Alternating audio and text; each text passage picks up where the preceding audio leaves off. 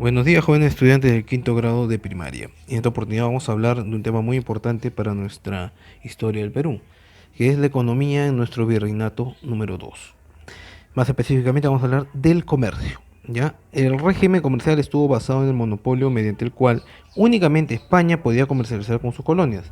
Este régimen comercial obligó a Inglaterra, Francia, Portugal y Holanda a comercializar de manera ilícita. O sea, nosotros como éramos colonia de España, España no permitía que vendamos o compramos productos a otras potencias.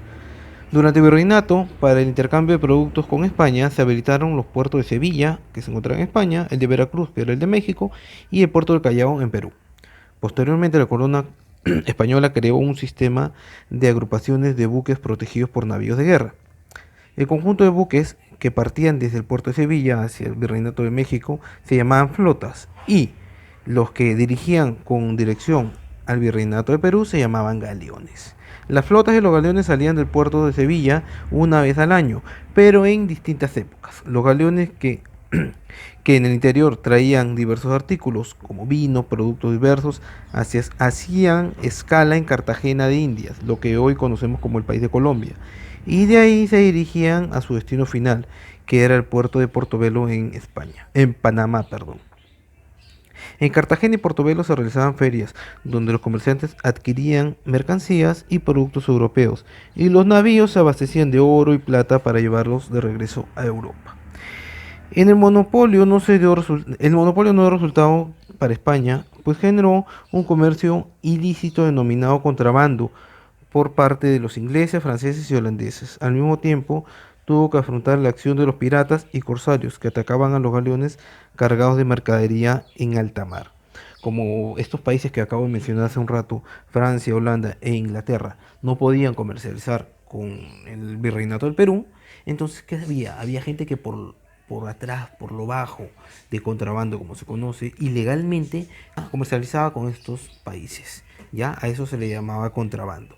Además, los navíos que venían de España o que iban hacia España también tenían ataques de los piratas. ¿Ya? Muy bien. Se crearon dos instituciones económicas. Una de ellas fue la Casa de Contratación de Sevilla y el otro el Tribunal de Consulado. La Casa de Contratación de Sevilla fue creada por los Reyes Católicos en 1503. Su sede estaba en España y se encargaba de vigilar el monopolio comercial entre España y sus colonias, así como controlar la migración de España de personas entre España y América. Por otro lado, el Tribunal del Consulado de Lima fue creada en 1613 por el rey Felipe II.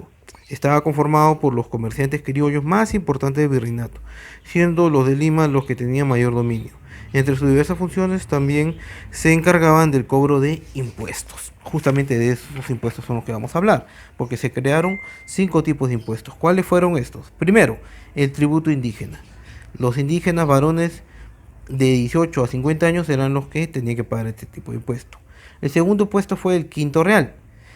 ¿Qué era el quinto real? Era el 20% de la producción a la corona española. O sea, el quinto real era el 20% de lo que tú producías se iba a la corona española. Luego tenemos la alcabala, la compra y venta de bienes, que se paga un impuesto también por comprar y por vender. El almojarifazgo, aduanero. Los productos que entraban y salían del Callao tenían que pagar un impuesto. Y por último tenemos el diezmo. El diezmo que era el 10% de la producción agrícola se iba a manos de la iglesia. Y como ven, jóvenes, este tema es muy resumido, pero muy importante, ¿no? Para saber cuál era el tipo de economía que ejercía el virreinato para poder salir adelante. Luego tenemos las preguntas de retroalimentación, verificando el aprendizaje, que ustedes ya la van a resolver, ya que es hasta la página 26, 27 y 28. Pero en la 26 nos vamos a quedar para responder las primeras 4 preguntas en retroalimentación. Por ejemplo, pregunta número 1. Hay un espacio y dice, se beneficiaba con el impuesto denominado diezmo. ¿Quién se beneficiaba? La iglesia. Luego la segunda pregunta dice, se encargaba de vigilar el monopolio comercial entre España y América del Sur. Su sede era en España. Cuando hablamos de estamos hablando de la Casa de Contratación de Sevilla.